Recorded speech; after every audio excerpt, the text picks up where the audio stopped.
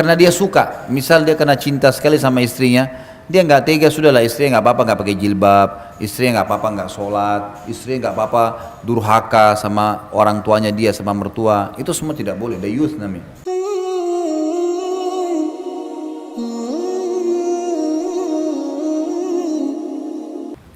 Cemburu adalah sebuah nilai positif dalam Islam, tapi dia sebuah potensi yang bisa benar bisa salah. Laki-laki yang tidak cemburu pada istrinya disebutkan dalam agama dengan dayyuth.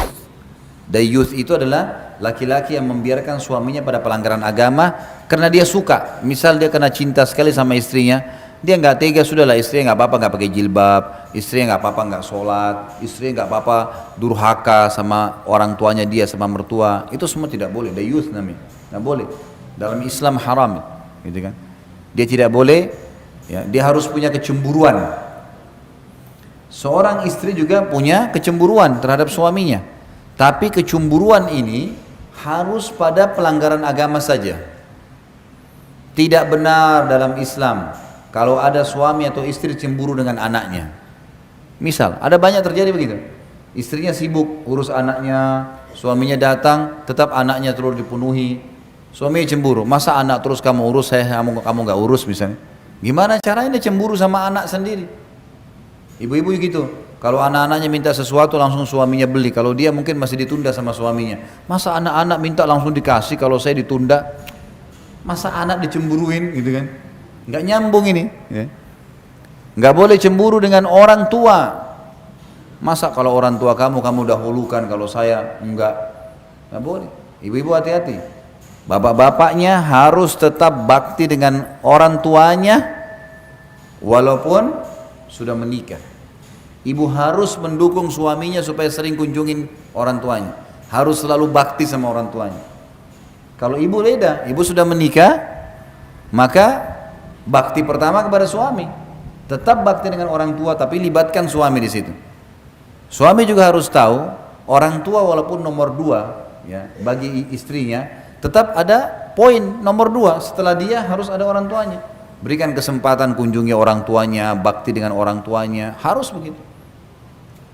Maka ini poin harus difahamin nih, tidak boleh keliru dalam masalah-masalah seperti ini, supaya betul-betul bisa sejalan, ya, supaya sejalan. Cemburu harus dikontrol. Ada orang cemburu juga, misal dengan, ya, ipar, laki-laki, suaminya ibu, ayahnya ibu, anaknya ibu nanti, itu punya kewajiban membiayai saudarinya, ya. Sudah tahu belum hukumnya? Jadi kalau anak perempuan masih hidup ayahnya yang tanggung. Kalau ayahnya meninggal, siapa yang tanggung? Saudaranya, saudara laki-lakinya. Itu ada kewajiban tuh, gitu kan?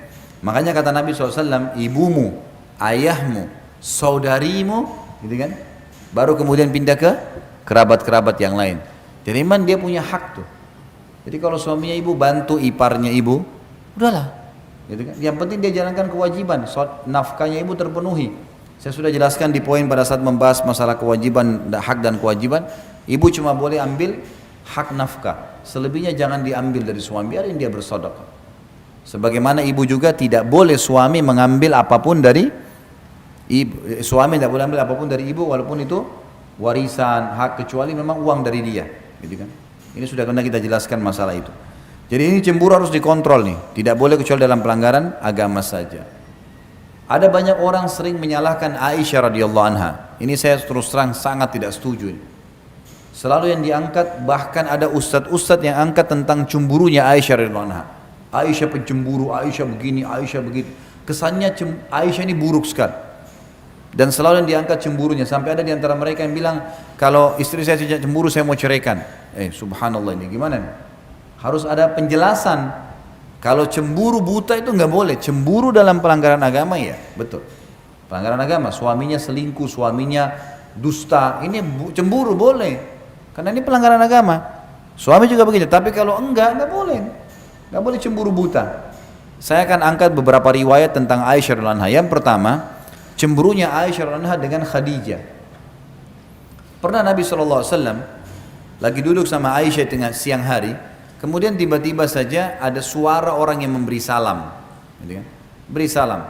Begitu dia berikan salam, Nabi SAW tiba-tiba berdiri, buka pintu, buru-buru. Sepertinya orang ini suaranya dikenal gitu.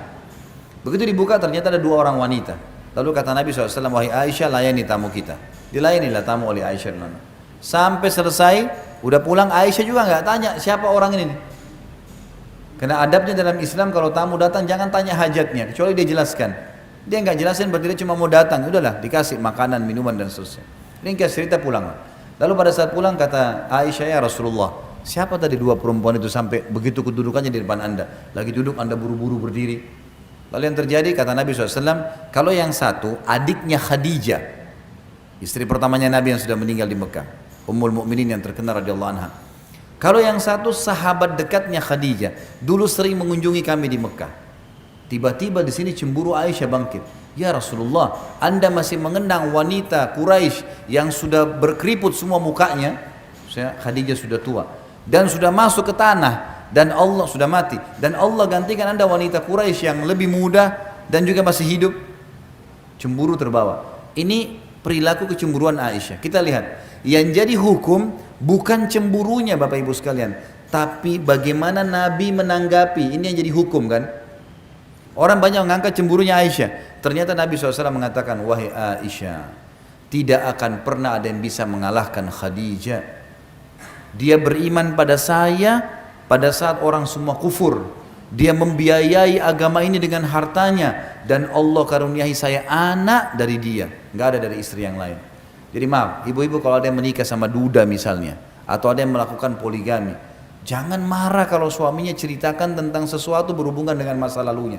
Duda. Oh dulu saya sama istri saya makan, saya sering dihidangkan nasi goreng kalau pagi. Oh kamu selalu kenang dia ya, nggak usah. Ya udah gali aja kuburannya suruh keluar. Gimana? Orang cerita dia pernah laluin, gimana caranya kita mau cemburu nih? Nggak nyambung, nggak boleh. Oh iya, baik. Kira-kira nasi gorengnya seperti apa? Saya coba buatin. Siapa tahu saya bisa buat lebih baik. Oh biasanya pakai telur, pakai begini. Baiklah, besok kita buat. Ibu buat yang lebih baik dari itu. Coba. Kan selesai. Kenapa harus jadi pemicu? Orang punya masa lalu. Gimana caranya?